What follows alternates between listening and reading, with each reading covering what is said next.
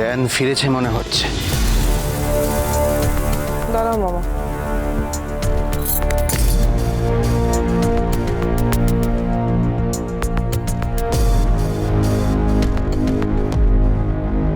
যেটা বলেছিলাম সেটা মনে আছে তো? আগে যাও।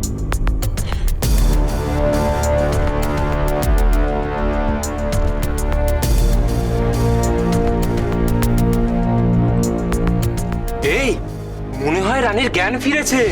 হিরো গিয়ে খেয়াল রাখিস এখান থেকে যেন বেরোতে না